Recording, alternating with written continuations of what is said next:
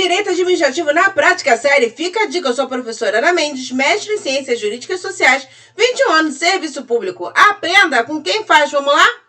Dica número 45, dentro do tema Meios Alternativos de Resolução de Conflitos na Administração Pública. O Estado tem direitos patrimoniais disponíveis? Pode transacionar? Os bens públicos, eles não são indisponíveis? Como é que funciona isso, né? Eu posso transacionar os bens assim? Bom, primeira coisa, quando um direito é disponível? Tá? Resposta, quando ele pode ser transacionado. Isto é, quando ele pode dispor do seu direito, tá? Nesse contraponto estão, né, do outro lado, os direitos indisponíveis, que são aqueles que têm uma natureza pública ali dentro, contra os quais não cabem renúncia, cessão, transferência ou outro tipo de transação. Exemplos, direitos humanos, direitos individuais e coletivos, tá? Você não pode transacionar, você não pode trocar a sua liberdade e por algum bem, por exemplo, né, por alguma condição, um direito, e ter a sua vida reduzida à condição de escravidão, tá? Isso não é permitido no nosso ordenamento jurídico. Bom, e o que é um direito patrimonial, né? Que nós estamos buscando definir o que é um direito patrimonial disponível, tá? Então, o direito patrimonial são aqueles que podem ser transacionados pelo seu valor econômico, tá? O valor econômico é a referência que vai permitir a cessão, a transferência, a permuta, tá? Entre vários outros tipos de transações possíveis, tá? Bom, de início, quando nós voltamos lá no conceito de direito indisponível, esses direitos eles não se enquadram como direitos patrimoniais, porque inicialmente eles não têm um valor econômico, né? Qual o valor econômico da vida? Qual o valor econômico da liberdade, tá? Mas toda regra tem exceção, né? Então existem alguns direitos que são indisponíveis, mas eles têm valoração econômica. Exemplo, em matéria trabalhista, né? Nós temos assim, nós podemos valorar a jornada de trabalho, não é verdade? O descanso, o repouso, horas extraordinárias de serviço, né? Então, o direito de trabalho ele tem uma série de direitos fundamentais, garantias que estão lá na nossa Constituição, direitos sociais, né, que são indisponíveis, mas eles possuem valoração econômica. Então, o que é importante para a gente saber? Quais são os direitos patrimoniais disponíveis, tá? Que podem ser alvo de resolução de conflitos por meio alternativo, tá? O foco não é na existência de valor, mas na possibilidade de você transacionar. Tá? Se você pode transacionar ou não. Se você pode transacionar, ele é disponível. Se você não pode, ele é indisponível. Então, se é indisponível, independente se ele tiver um valor econômico ou não, não vai poder ocorrer essa transação. Tá? Então, o valor econômico é menos importante e o mais importante é a possibilidade de você transacionar esses direitos, tá ok? Bom, vamos lá. Então, vem a pergunta. O Estado é titular de direitos patrimoniais disponíveis? Qual é a resposta? Sim, é claro que é. O Estado é uma pessoa jurídica capaz de contratar, conforme norma própria, seguindo a teoria geral dos contratos, né? Ele pode inserir cláusulas em editais e nos seus contratos relativa à possibilidade de uso de resolução alternativa de conflitos, tá ok? Bom, qual a importância de identificar se o Estado está diante de um direito patrimonial disponível de sua titularidade? É justamente saber se ele vai poder utilizar os meios alternativos de resolução de controvérsias, tá? Então, esse é o objetivo dessa aula aqui rápida e objetiva, tá? E quais são os meios alternativos? Alternativos a quê? Bom, alternativos a via judicial, a heterocomposição, que nós conhecemos como judicialização, né? E aí você vai pensar, poxa, mas eu posso não submeter a questão ao judiciário? Existe algum prejuízo, né?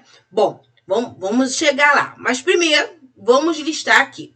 Quais são as alternativas à via judicial da heterocomposição, né? Nós temos meios de resolução extrajudiciais e judiciais, tá? A conciliação, por exemplo, ela é uma dessas alternativas e ela pode ocorrer, assim como a mediação, judicialmente ou extrajudicialmente, sabia? Você pode escolher em qual via você quer utilizar a conciliação ou a mediação, tá?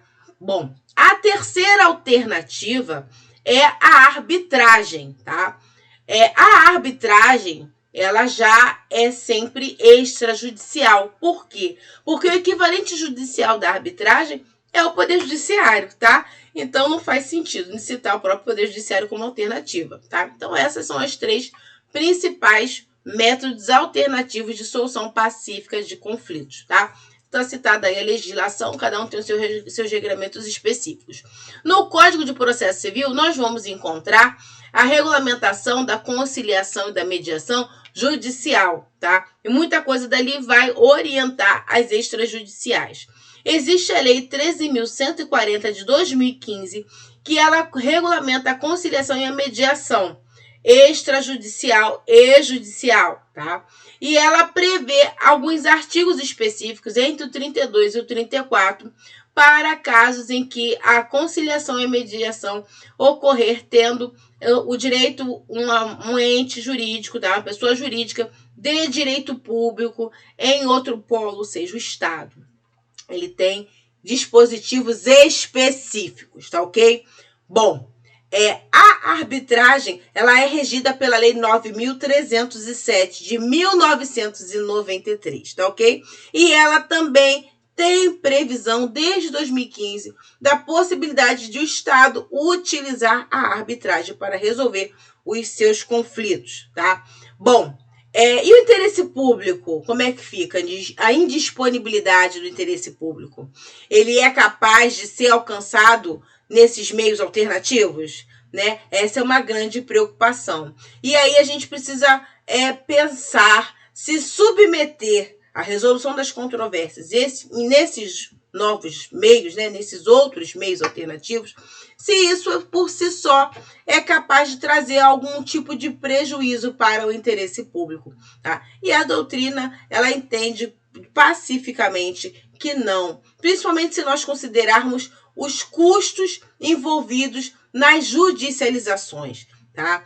A celeridade, a quantidade crescente de processos judiciais, né, afetando o tempo de definição, de solução dessas controvérsias, os custos envolvidos, tá? Honorários, sucumbências, uma série de coisas que fazem com que esses métodos, eles também sejam capazes de atender ao interesse público. Então, eu pergunto, como é que fica a indisponibilidade desse interesse? Ele continua, tá? O interesse público, ele é indisponível. O ponto aqui é que os meios alternativos de resolução pacífica, eles também são capazes de atender o interesse público e até de forma melhor, tá? A administração pública, ela não dispõe do interesse só porque escolheu um meio alternativo, tá? Bom, por exemplo, a arbitragem, sobre o aspecto material, não tem diferença entre a atividade do juiz de direito, lá no Poder Judiciário, e a do árbitro, tá? Ambos, eles vão seguir o devido processo legal, e vão seguir o ordenamento jurídico em vigor, as leis, tá? Não se dispõe de direito simplesmente por submeter a um meio de resolução extrajudicial como a arbitragem, por exemplo, tá? O mesmo podemos afirmar em relação à conciliação e à mediação. Por quê? Porque elas também precisam observar as previsões legais para que elas possam ocorrer, tanto de procedimento quanto em termos de conteúdo, aquilo que é negociado, tá? Então, esses métodos extrajudiciais e a forma judicial da conciliação e mediação, como eu expliquei, eles podem ser mais econômicos e eficientes do que a heterocomposição judicial, tá? Citamos aqui, eu listo aqui para vocês organizarem o pensamento. Morosidade, volume de judicialização, os custos da ação judicial, né? E uma série de outras coisas. Então, assim, o interesse público que pertence à coletividade, ele permanece resguardado, sim, no uso de meios alternativos de conflitos, tá ok?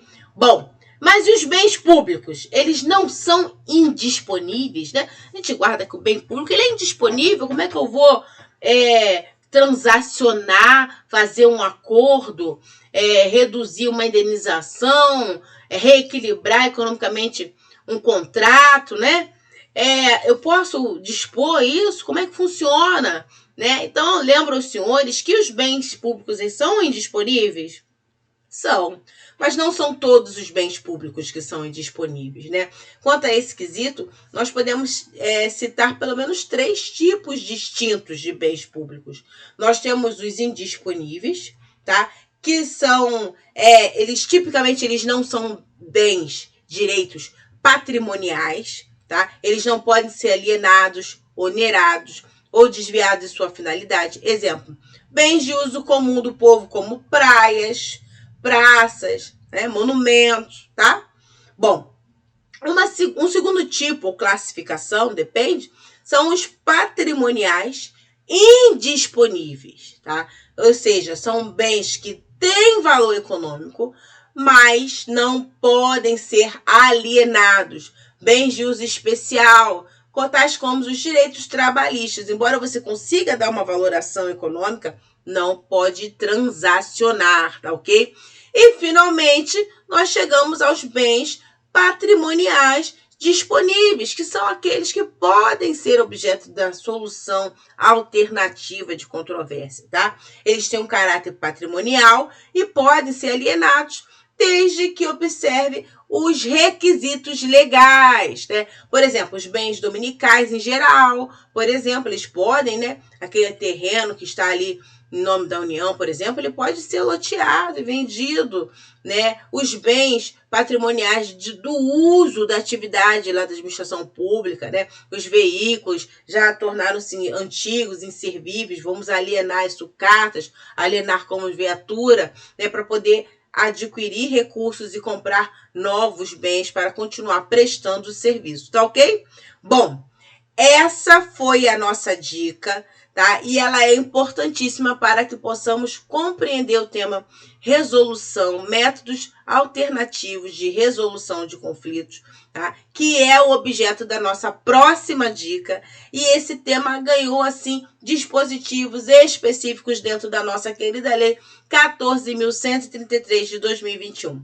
Bom, eu espero que vocês tenham gostado. Eu sou a professora Ana Mendes, mestre em Ciências Jurídicas Sociais, 21 anos de serviço público. Estou aqui para ensinar aos senhores aquilo que os livros de direito, não esclarecem. Se inscreva aqui no canal, ative o sininho para saber toda vez que sair uma nova aula, tá? Não deixe de seguir a nossa rede social no Instagram, siga, tá ok? Obrigada pela audiência e até a próxima!